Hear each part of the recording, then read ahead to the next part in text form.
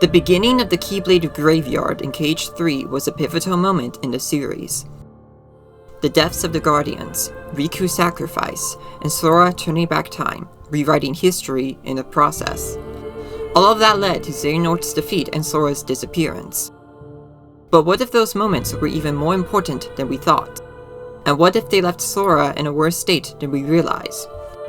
Heyas, ladies, gents, and enbies, welcome to the channel. My name's Sky, and today I want to talk about how Sora's inner darkness has affected his psyche, how it affected Sora's reaction to the fall of the Guardians, how that literally broke his heart, and how Yozora is the key to understanding all of this.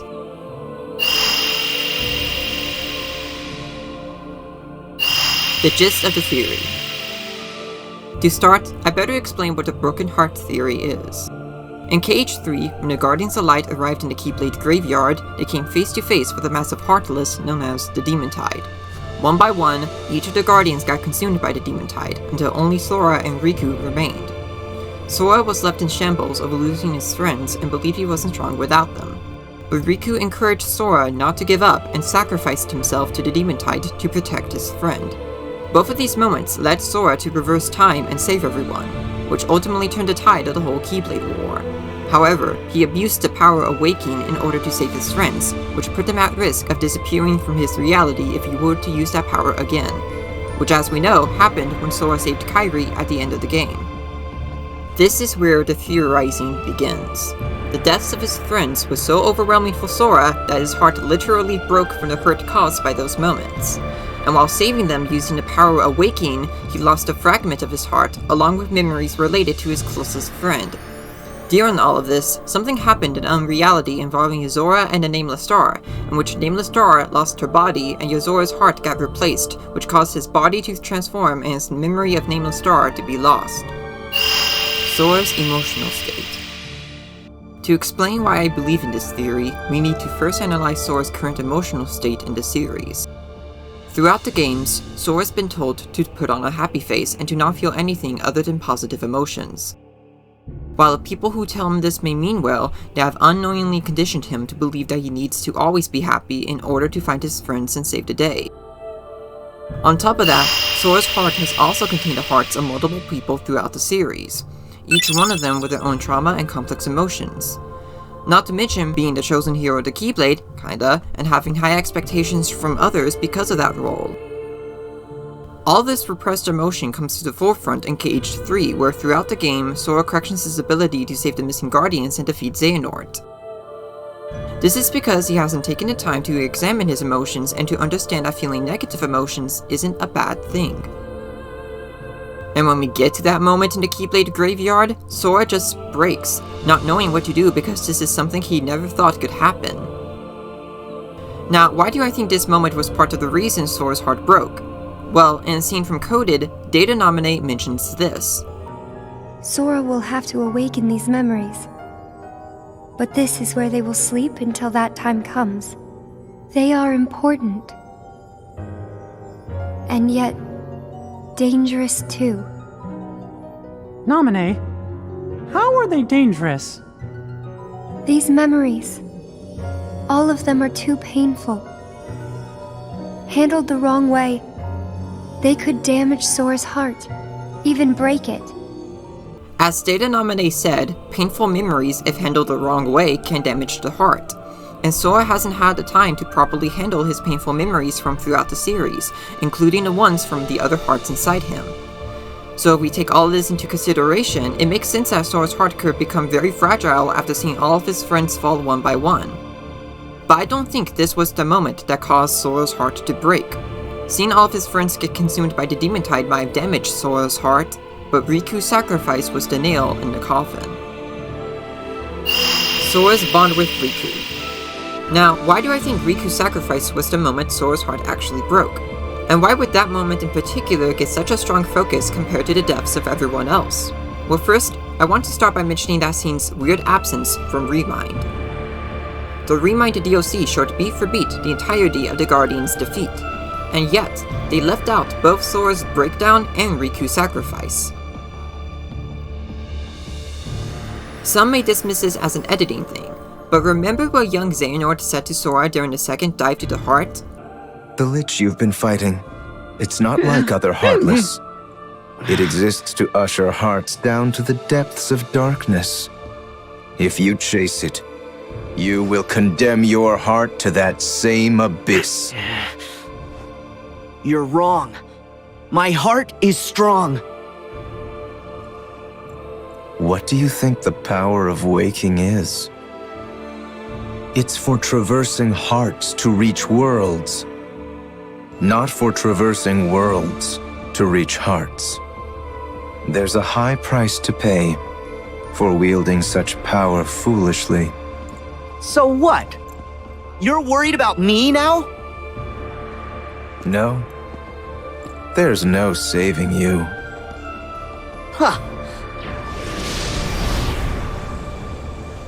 You've paid the price, and it lies at the bottom of the abyss. Wait! Now, some would say that this was young Xehanort hinting at Sora's disappearance. But young Xehanort seemed to imply that Sora has already lost something, which couldn't be his existence in reality since that hasn't happened yet at this point in the story. It's also weird how Sora doesn't make as big of a deal of Riku's sacrifice as he did before once he rescued him and the other Guardians. Yes, he did just reverse time to save them all, but you think with how strongly he reacted to Riku's sacrifice and following Riku's light, he'd have a much stronger reaction towards saving his best friend. Especially since out of all the characters in the series, Riku's the one who's been the most influential on Sora's journey. Their bond is the core of the series after all. And in KH3 specifically, Riku is seen as Sora's biggest supporter and the one Sora listens to the most. Which would make Sora feel like he's nothing without his best friend. So seeing Riku sacrifice himself would obviously hurt Sora and would be something he would want to reverse, which he does, but at the cost of forgetting that memory because it's just too painful for him. Similar to how Kairi forgot her memories of Radiant Garden and subconsciously avoids remembering those memories because the fall of that world was just too painful for her. Or how Vin forgot his memories twice because some of those memories were also too painful for him.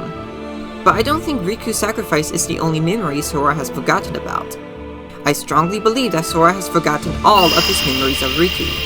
But I'll explain why I think that later on in the video.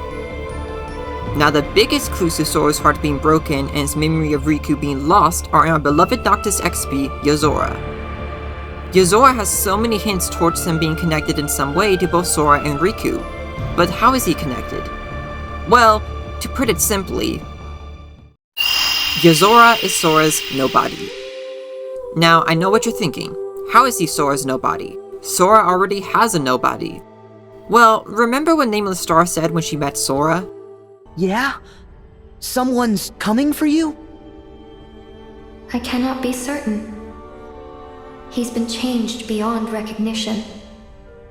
His heart replaced with another's. But were he to regain his old self again, he would be distressed by my absence. So I choose to wait here, where he can find me.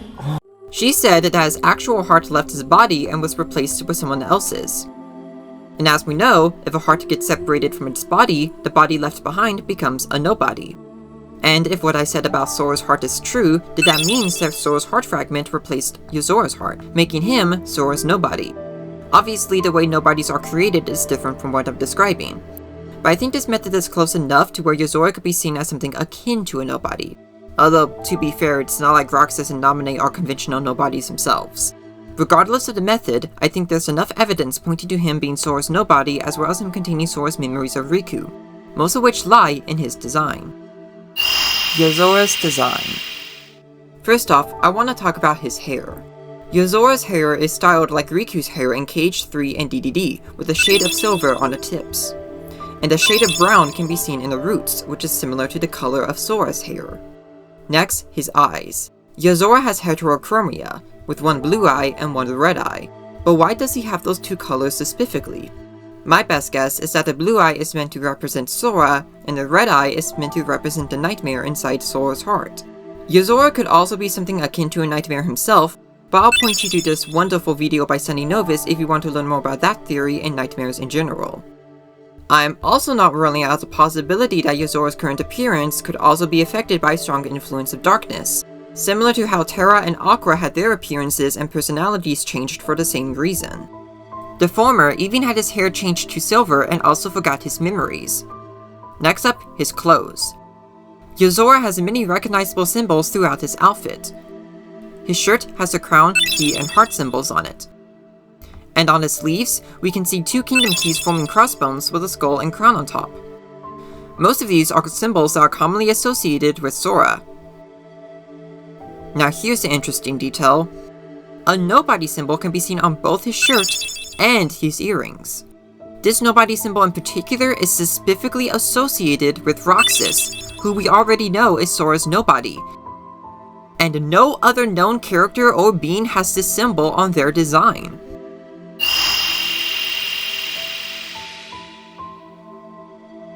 There is also a bit of red throughout his outfit, which could be another hint at him being similar to a nightmare, or having a nightmare inside of him, like I mentioned before. And his clothes overall look almost exactly like Riku's outfit in KH3. Both this, and the details about his hair that I mentioned earlier, hint at Yozora having Sora's memory of Riku's sacrifice inside him. Which makes sense given what I said before about that being a moment where Sora's heart broke. This would also explain why Yozora acted very tenderly towards Sora during the 2 ending cutscenes of Falsus Rex as well as in this loading screen.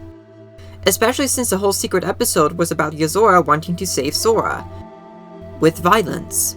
You thought you'd win? Speaking of, I want to talk about one of Yozora's moves in this boss battle. Now I'm sure we're all familiar with the trauma-inducing move where he steals Sora's Keyblade, right? Well, a user on Twitter by the name of True Keyblade Seeker discovered the names of various moves in Yozora's AI, which includes the Keyblade stealing move. And do you know what the name of it is? Heartbreak. Do I even have to explain how that ties in so well with the rest of this theory?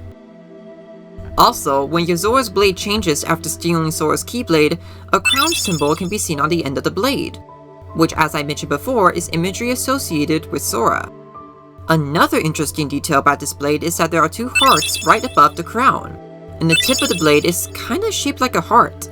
These design elements could symbolize both Sora and Riku's connection and their possible role as a child of destiny. What with the whole connect their heart with another to become one thing and all.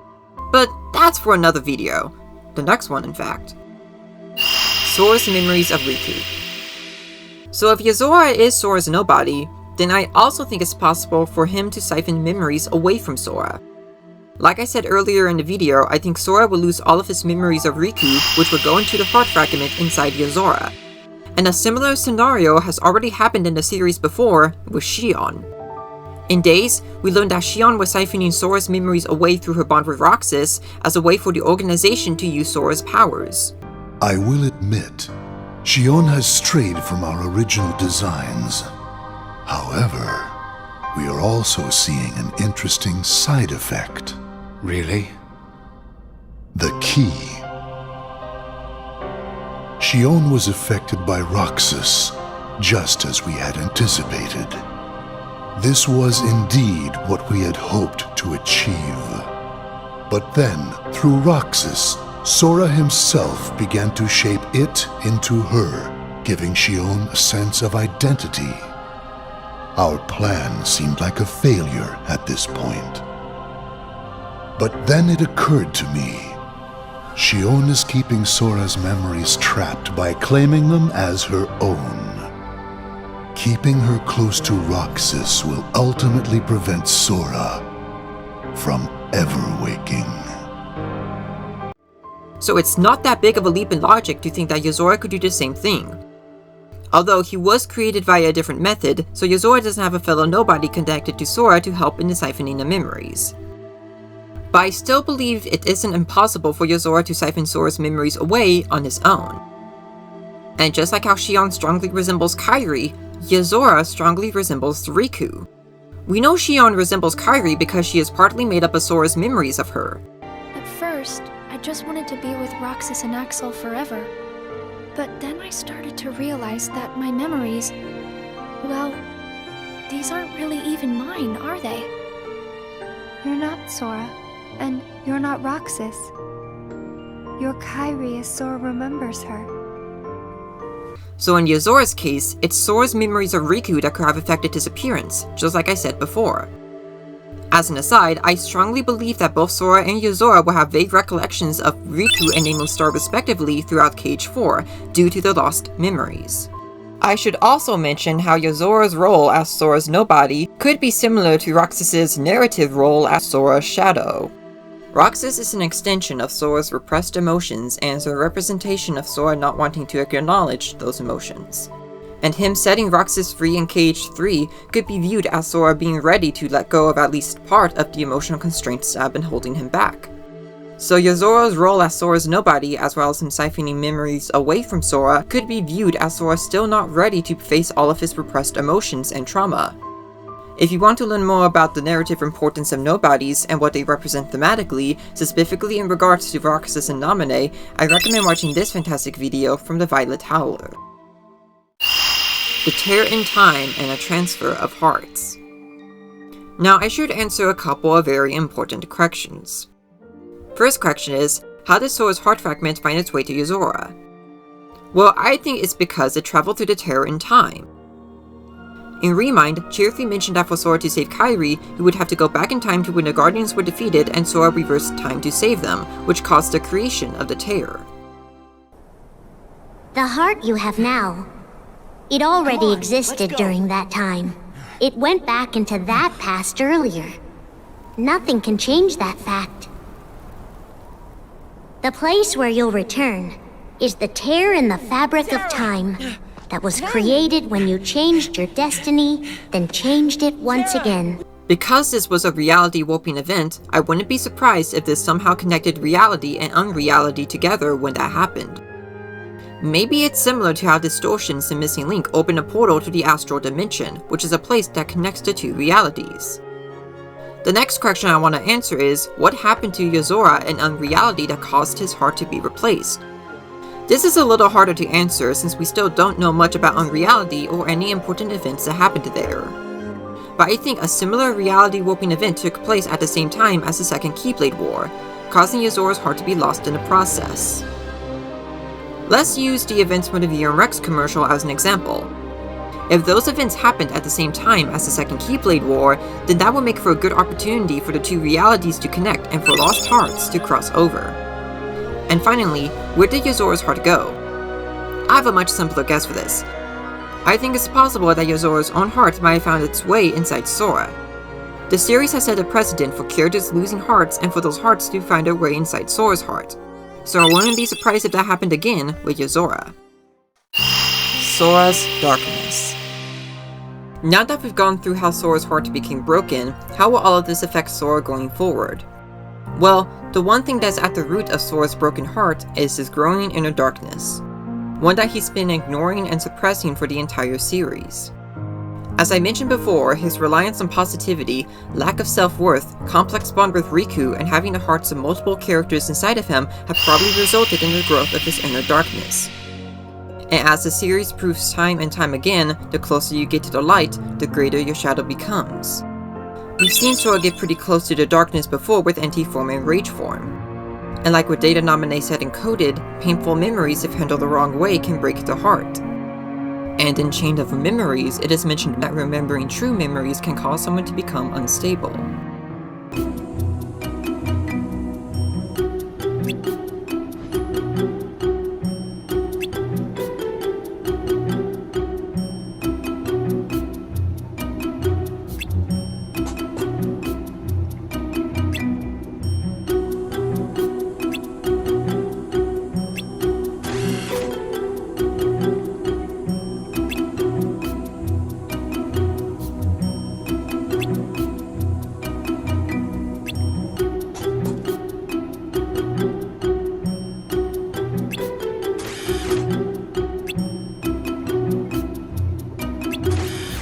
Which connects to the whole Sora forgetting Riku thing I mentioned earlier, and how him remembering those memories could cause his heart to become even more damaged if he doesn't acknowledge his darkness.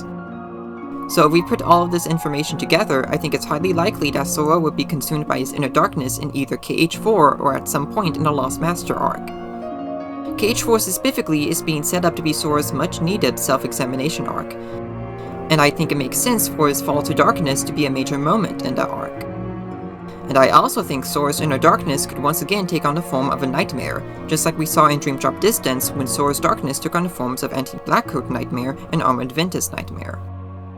I'm also not ruling out the possibility that his inner darkness could become a capital D darkness, just like the one that grew in Baldur's heart in Dark Road due to the loss of his sister, not being allowed to process her trauma and grief in a healthy way, and sensing the darkness in nearly everyone in his life. Which all sound very similar to what Sora has gone through. Sora's darkness could also take on the form of a dark side, which has already been associated with him before in the series. But I think darkness isn't the only thing Sora's gonna have to overcome. I believe that Sora needs to also learn to overcome his light, since that's been the one thing he's been relying on throughout the series, and is partly the cause of Sora's growing darkness. Again, the closer you get to the light, the greater your shadow becomes. This could help Sora understand that light is not inherently good, and that it can be dangerous if used the wrong way. Coded's foreshadowing. Despite what some people may think, Coded is a very important part of the series' overall narrative. It's a proper introduction to Data, hints at important elements of the Key Saga, and it's a character study on Sora. Specifically, the game highlights his bond with Riku, how important Sora is to bringing many of the side characters back, and how he deals with hurt. Even if the game isn't focused on the real Sora, it still makes parallels to him via Data Sora's experiences.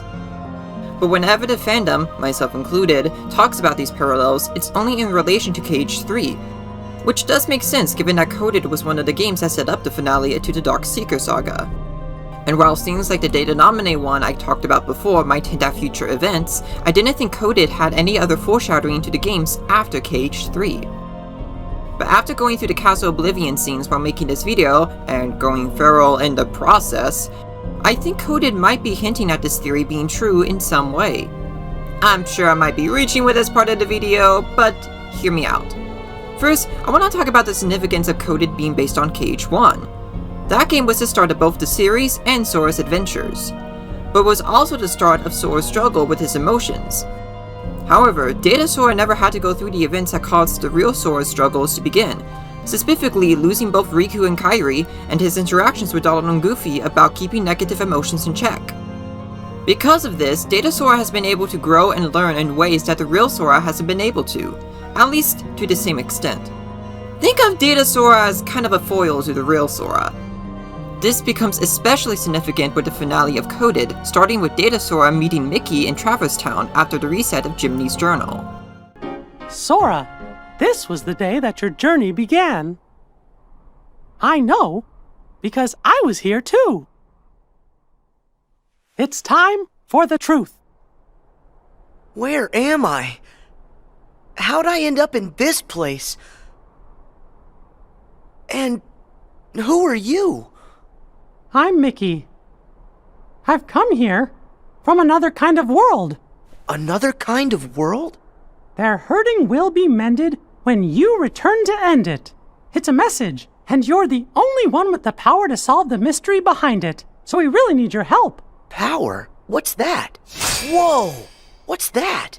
You may not remember, but it's clear you still hold the power inside you. In this scene, Mickey tells Data Sora that he is important to understanding the truth of the messages inside Jiminy's journal. And even though Data Sora doesn't remember his old journey through the Datascape, he still has a vague feeling that he has met Mickey before and wants to help him because of that feeling. He also doesn't remember the Keyblade, but its power is still inside of him. These are the first examples in this part of the game of Data Sora forgetting something, but having a vague recollection of it nonetheless.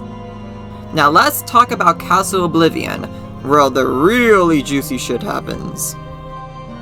Just like how recreating KH1 for most of Coded was intentional, I also believe the same with choosing Castle Oblivion as the setting for the game's finale. In Chain of Memories, we saw Sora actually tackle his feelings and analyze his internal self. However, all of that progress was forgotten about at the end of the game, when he went inside the memory pod and Naminé started fixing his memories. This is of course still a good thing, since it allowed Sora to remember all of his real memories, but we haven't seen the real Sora self-examine himself like that since, at least to the same degree. So going into this part of Coded, Data Sora doesn't have the same memories and emotional baggage that the real Sora had at the beginning of Chain of Memories. This isn't the only difference between the two games and their respective versions of Castle Oblivion. Instead of Marluxia and the organization guiding Data Sora through Castle Oblivion, it's a data version of Roxas. Now, of course this makes sense, given that Roxas was one of the people in Sora's heart that needed to be rescued. But I also think the significance of Roxas being the guide is because of him being Sora's shadow, like I mentioned before.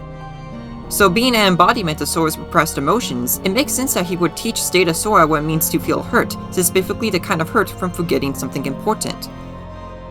Continuing with Data Sora's trip to Castle Oblivion, he begins to meet people he has met before but has forgotten about, starting with Tidus, Wakka, and Selphie.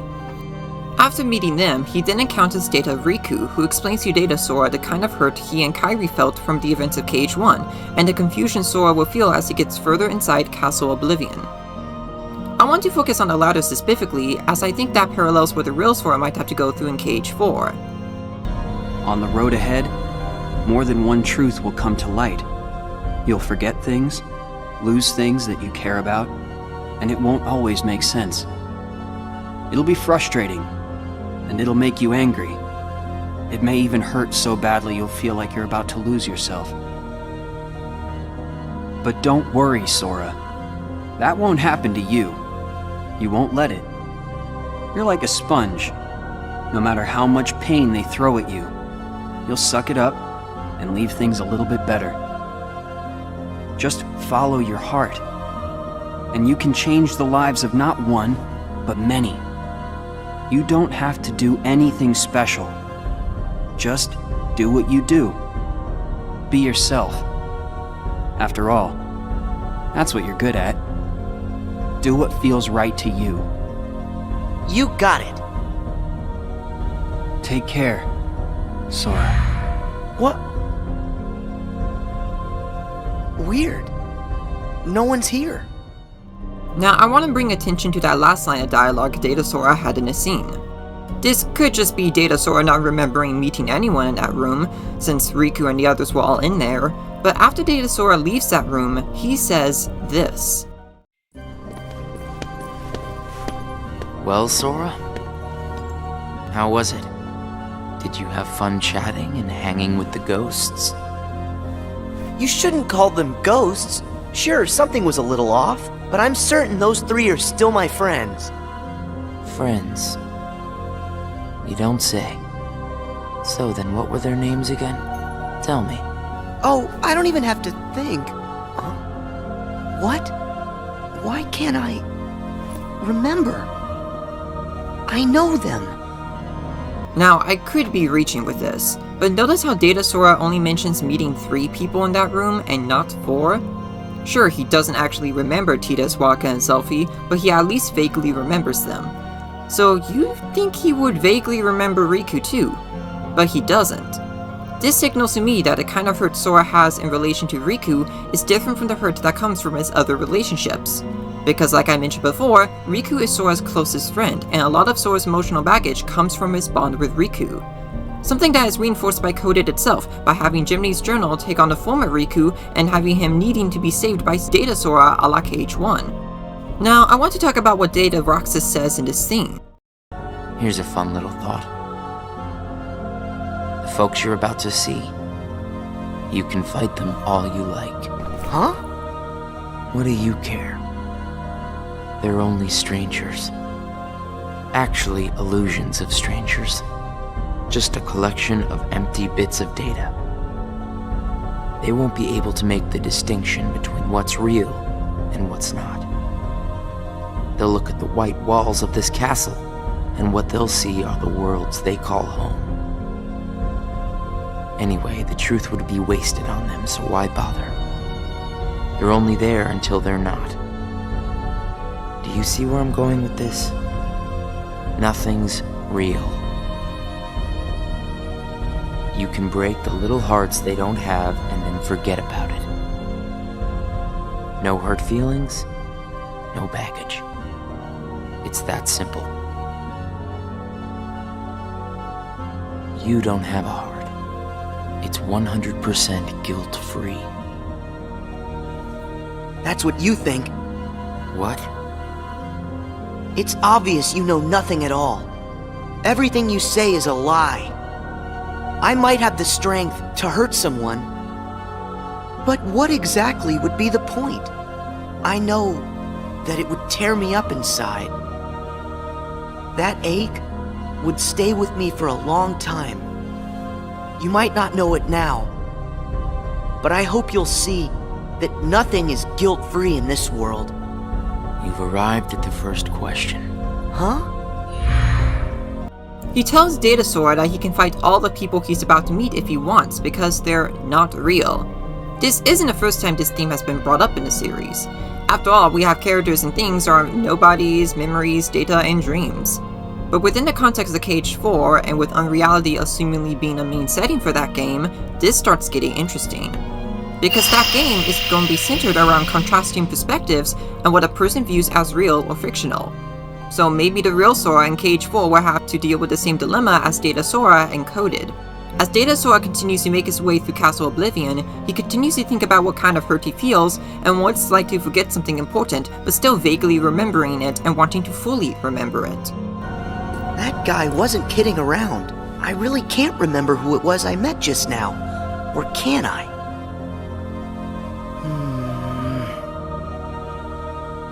I give up. I don't remember. That's weird. I don't know what this is. Wait, is this what heartache feels like? Just thinking about them causes pain inside. Hold on. If I really forgot about all those friends completely, that would mean I shouldn't be missing anyone. That makes sense. So I haven't forgotten all of it then. There's got to be more I still don't know.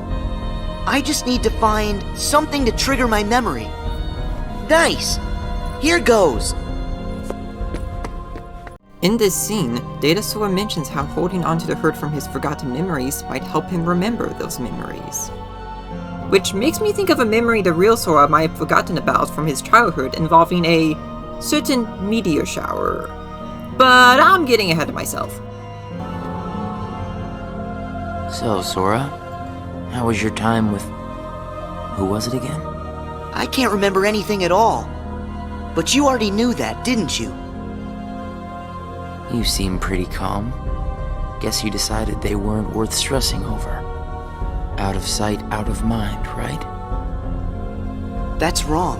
What? It's like you said. Everyone I met, I can't remember. But still, I'm frustrated that I've forgotten them. I feel moments of loneliness. You said there would be no hurt feelings, but I am hurting. When the memories are gone, they just leave a hole. And having that longing inside me hurts. But it'll help me somewhere down the road. It's the key I'll need to unlock all my memories. Right on schedule. In the next scene, Data Sora talks about how despite him not remembering meeting his friends from the cards, he still feels hurt from trying to remember them. This makes me believe that the real Sora will deal with similar feelings when he is reunited with Riku. The sadness of knowing you forgot someone who matters to you. Something like that will gnaw at you forever. But you believe that somehow by carrying around that kind of hurt, you'll be able to retrieve the memories you lost. That's what you're thinking, right, Sora? Right.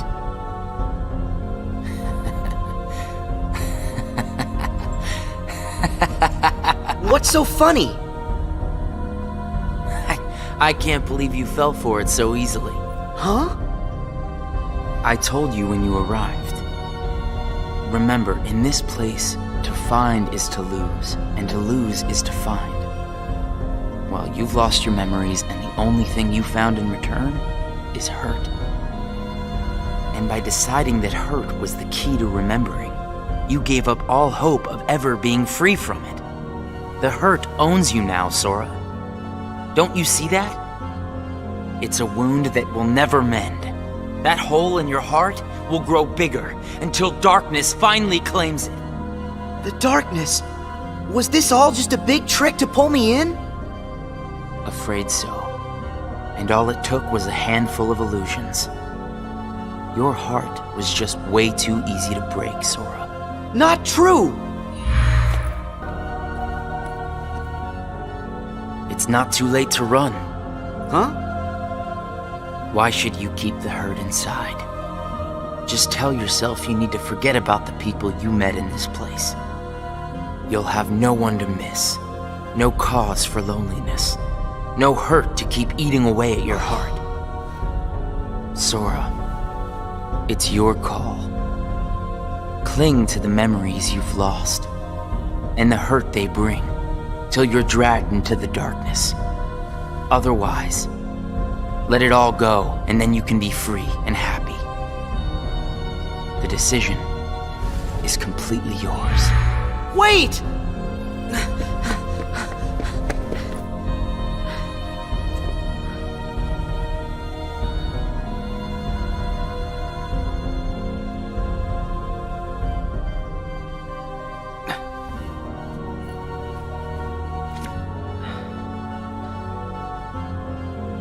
Should I use this?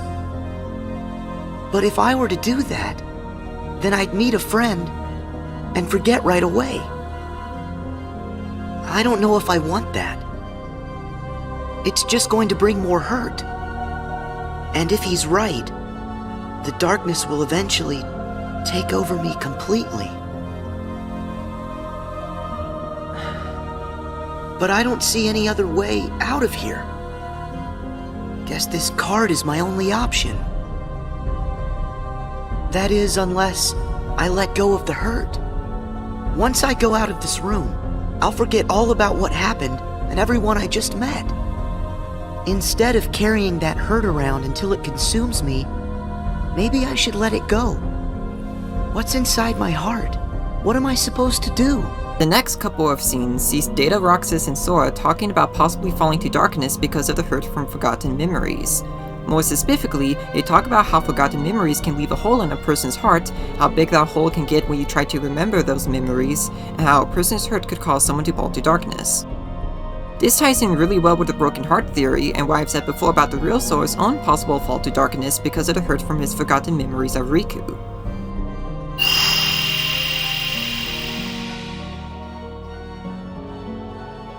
Hey, Mickey? Maybe you can help me with something. I keep forgetting people I meet in this place. And this guy says if I dwell on what I've lost, the hurt is going to take over me. And I don't want that. I understand. Question is, are you okay with letting go of the folks that you've forgotten? Huh? Who are they? Well, even though you may not remember them, they definitely remember you. You'll always be a really close friend to them, no matter what happens. Yeah, we've been on adventures, and I'll never forget you. And even if you don't ever really know who we are, I hope you'll remember that. You'll always be special to us. How can that be? Why don't you ask your heart? What are you feeling right now, Sora? I don't know what this is. Who are these two? I don't think that we've ever met. But I feel like I know them. Memories can disappear, but feelings don't. Not even when your data was reset. Inside your heart, the adventures you shared with the friends you made in the datascape will always live on. And you know what? I'll bet that's also true for all the time you spent with the folks that those cards showed to you. So it's not what's missing that's causing the hurt. It's actually what's not missing. If that's true, I'm all alone again. I hate feeling like this. Oh. I wonder, does this count as hurt? If I let it, will this pull me into the darkness? I can do this. We then see Data Sora interacting with Mickey, Donald, and Goofy, and them talking about how even if Sora's memories of his loved ones disappear, the feelings he has for them won't. Which convinces Data Sora that he doesn't have to worry about truly forgetting his friends, or letting the hurt from forgetting them consume him, as long as his feelings for them are still in his heart. Just like what might be the case with the real Sora's feelings and memories regarding Riku. And then we get to Data Sora's final encounter with Data Roxas.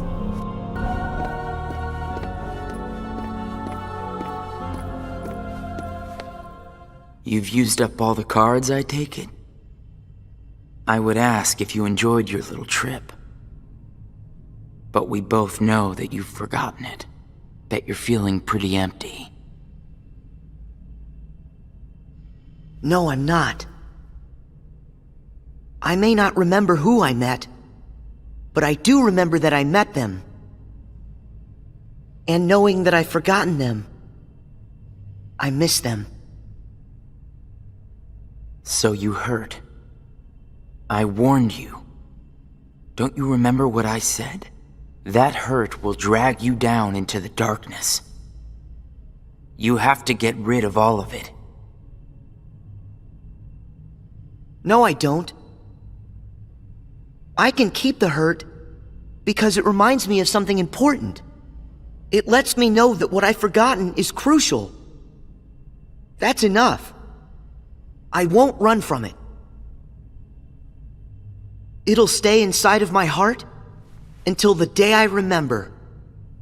The darkness will take you first. If I put the hurt aside, I'll lose my ties to all the people I care about. My mind's made up. I may end up falling into the darkness, but I'll carry this with me. I'll only get rid of it when I remember everything, and not a day sooner than that. I'll keep the hurt with me for the time being. It's all that I have. It's what holds the pieces in place. I accept that. You say you accept it? It's not a game!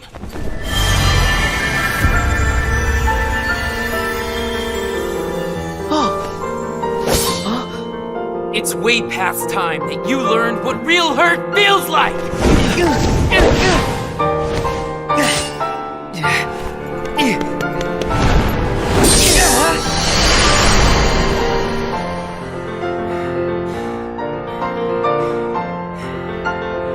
Come on, Sora. Do it! Finish me off!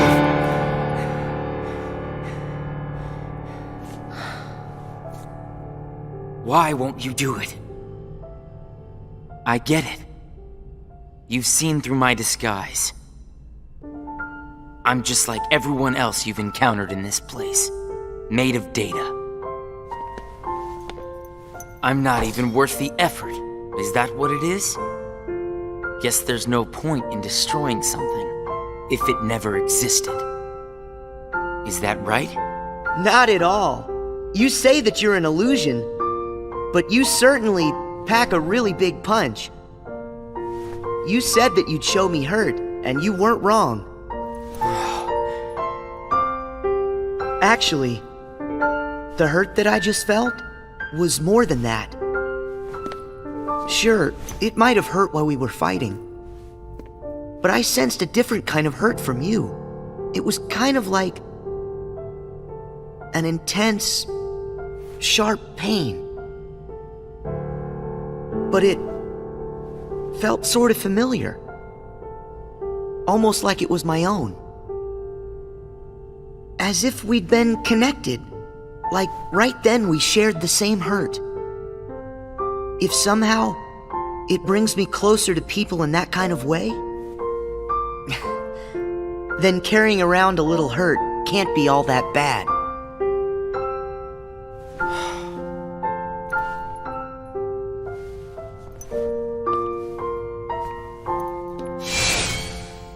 Can't be all that bad. All right, I give up. Here. You pass, Sora. Congratulations, you understand hurt. Now, Use this to find the truth.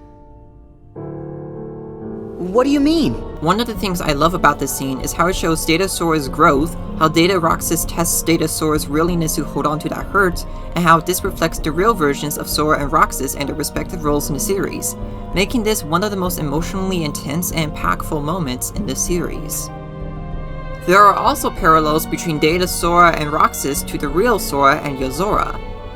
Like I said earlier in this section, Data Roxas being Data Sora's guide to Castle Oblivion, as well as the final obstacle for Data Sora to overcome, is because of Roxas being Sora's shadow and a representation of Sora's repressed hurt.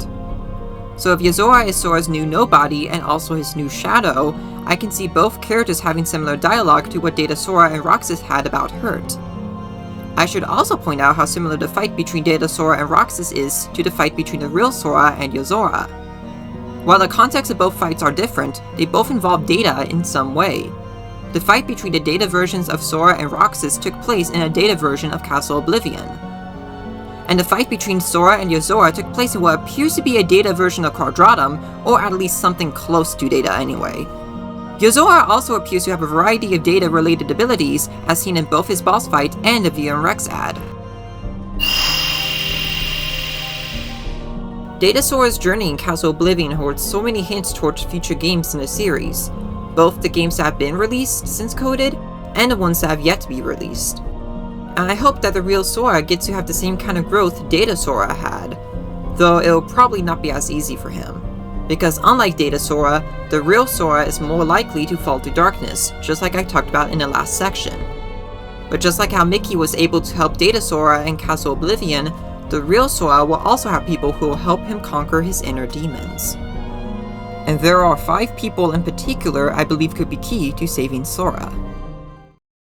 Sora's rescuers. First, I want to talk about Vanitas. Now, I won't go into detail about how and why I think Vanitas will return, but I believe that Vanitas is still inside Sora's heart. I recommend watching this wonderful video by Shinners if you want to learn more about that theory. Vanitas probably knows the Master and Master's plan to destroy the True Darknesses. So because of him being a True Darkness, he probably sees Sora as a potential ally against the Lost Masters.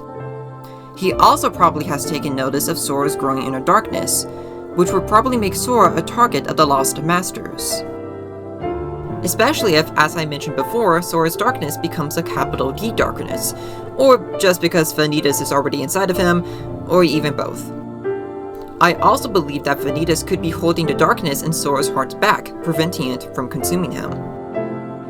This possible alliance could symbolize Sora recognizing and accepting the darkness as a part of himself, as well as Vanitas being a mirror into Sora's psyche, which ties back to the idea of Sora's possible self-examination arc in Cage 4. Second is Kairi. In Cage 3, Kairi helped Sora by keeping his body from fading away after the fall of the Guardians.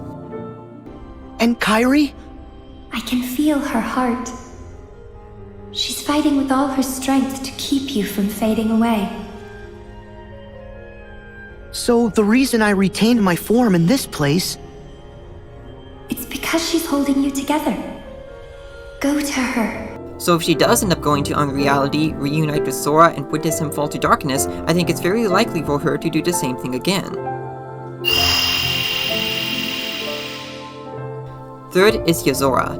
Yozora is an obvious pick because of what I've established earlier. If he has a piece of Sora's heart inside him, then of course he would be the one who would save Sora by returning his heart fragment to him. Fourth is Riku. Both Limit and Melody of Memory set up Riku as the one who'll save Sora, which makes sense for all the reasons I've stated earlier in the video. I'd like you to tell me about the dreams that you've been having, dear. Huh? My dreams? There's one. It was dark, and I was surrounded by tall buildings. I was looking around for Sora when I felt someone watching me from way up high.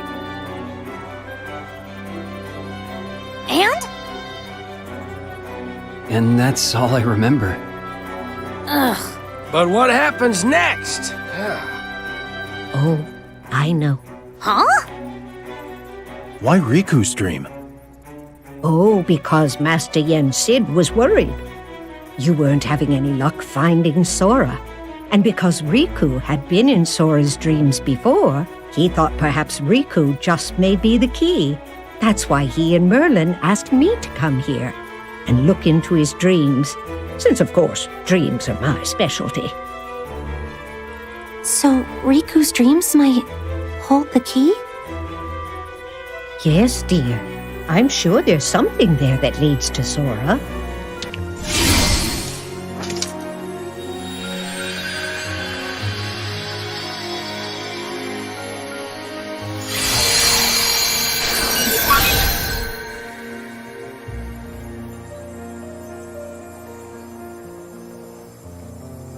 I'm afraid this is as much as I can do. It's up to you, Riku, to take care of the rest. This also ties into Riku's own arc about overcoming his inner demons and protecting what matters most to him. Something Riku has already done in the series twice and was once even a guiding light for Sora. The fifth and final character I want to talk about is someone who I believe serves the most important role in saving Sora. And that someone is Sora himself. It wouldn't work if someone else had to save Sora in order for his struggles to be resolved. His friends can help encourage him, but at the end of the day, it is Sora who needs to see his self-worth and inner strength for himself. And for him to use that inner strength to overcome both the darkness and the light inside his heart. His loved ones can show him the door, but only Sora can choose whether or not he walks through it. This could mark a turning point in Sora's coming-of-age journey, and I strongly believe that KH4 could be where we see Sora take the first steps in becoming his own person. Additional oddities. Before I end the video, I want to go over a few other things that are related to this theory, but couldn't find a way to fit them in any of the other sections in this video. First, there is one rebuttal to this theory that I want to bring up, Yazora's appearance in Toy Box. In that world, we see Yazora's appearance after his transformation, but as I mentioned before, the events at the Keyblade Graveyard and Yazora's appearance changing didn't happen until well after Sora's visit to Toy Box. I don't really have a good explanation for this, aside from it maybe being related to the Sleeping Realm, but I still wanted to mention it since it's an important detail to consider when talking about this theory and Yazora in general. Speaking of Toy Box, I think that world might have already hinted at Sora forgetting himself and falling to darkness. In that world, we saw Buzz become overtaken by darkness and acting out of character, which is because the darkness was able to take advantage of his sadness over being separated from Andy. But he was able to return back to his old self thanks to Sora and Woody dispelling the darkness around him in the dark corridor. And I think this foreshadowing is intentional, since Toy Box has some sort of connection to unreality. I recommend watching this video by the Landy Lounge if you want to learn more about that topic. Now, I want to talk about this scene from Falsus Rex, where Sora becomes crystallized after being defeated by Yazora. How could...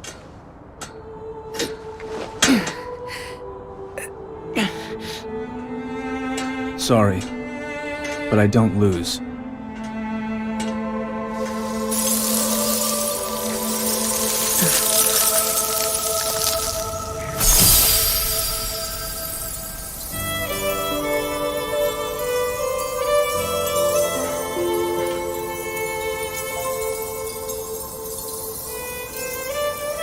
I will save you.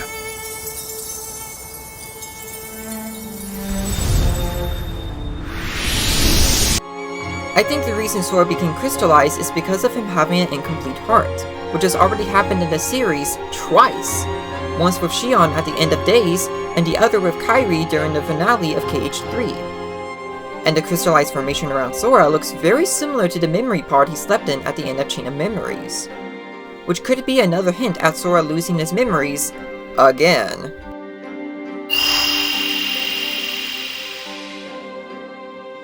There's also this other scene from Falsus Rex that I want to bring up.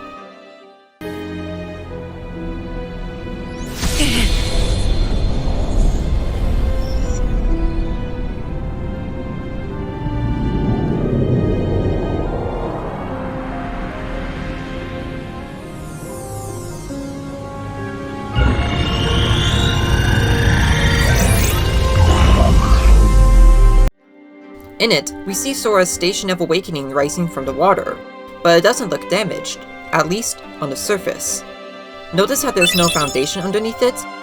Almost every time we've seen a station of awakening in a series, there's always been a foundation right below it, so omitting it in this scene is a weird choice.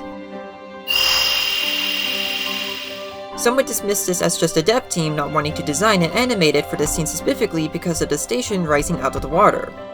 But we know Kingdom Hearts is very consistent with even the little details. Just take Riku's injured left wrist for example. So if you ask me, I think this was a conscious decision by the dev team in order to subtly hint at Sora's heart being significantly broken. I also want to talk about Rage Form. Remember those little red shards that surround Sora when he's in that form? Every time he uses Rick's charge, he consumes part of his HP, and one of these red shards will appear around him. Those red shards could either be a representation of Sora's damaged heart, the hearts of those inside him, or actual pieces of his heart. The latter ties in most strongly with the theory since it shows how Sora's darkness made his heart very fragile. On a related note, I am also not ruling out the possibility that the events we saw in Cage 3 are actually on a second timeline. Which could mean Sora has already gone through those painful moments at the Keyblade Graveyard once before. This would make his heart even more fragile, increasing the likelihood of his heart being broken. There's a lot more to this idea, so if you're interested in learning more, I suggest checking out the Sleeping Room Theory videos on Aurora Peachy's channel or reading the Google Doc. I also want to bring up the meteor shower theory. The theory goes that during a meteor shower when Sora and Riku were kids, Sora became scared that one would crash into the islands. But Riku told Sora that he'll protect him from the meteor and gave Sora his crown necklace as a sign that he'll always be there to protect him. However, this appears to be a memory that Sora has forgotten about. But maybe not entirely. I actually believe that when Sora's heart broke, the memory of the meteor shower stayed within what was left of his heart, being the only memory of Riku that wasn't taken away. And him remembering that just might be the trigger needed for Sora to understand whatever he feels when he sees Riku again, despite having no other memory of him. Just like what Data Sora talked about and coded about finding the trigger to remember the memories that caused his hurt. If you're interested in learning more about the meteor shower theory, please check out this video by my mutual cat. Finally, I want to bring up the Disney worlds in Cage 4. I think each world will be a parallel to this theory, via examples of characters missing a part of themselves, feeling a sense of deja vu or longing, falling into darkness, and being saved by someone, as well as touching upon the importance of memories. The subject of Disney worlds in Cage 4 will be the focus of another video I'm working on, so please look forward to that. And that's the end of the video. I've been thinking about this theory for a while, and I haven't seen many people talk about it, at least outside of my circle of the fandom. But even in said circle, there wasn't a lot of analysis about this theory, from what I've seen anyway. So I hope that this video inspires more conversation about this theory, because it's one of the most interesting ones I've come across in the fandom overall. Huge shout out to Steam for introducing me to the basics of this theory through their multiple wonderful analysis on Twitter. Please check them out on both Twitter and Tumblr if you're interested. I'm aware that this theory, and some of the things I've talked about in it, is assuming a lot. We still don't know much about Yozora, what Cage 4 is going to be about, or if what I said about the events in Cage 3 is even true, so take everything I've said with a grain of salt. But I think there's enough small details pointing to at least something similar being the case in canon. This was also my first attempt of creating a video like this, so this was a pretty big and unique project for me. And while we're certainly exhausting to work on, I had a lot of fun making it and thinking about this theory in depth.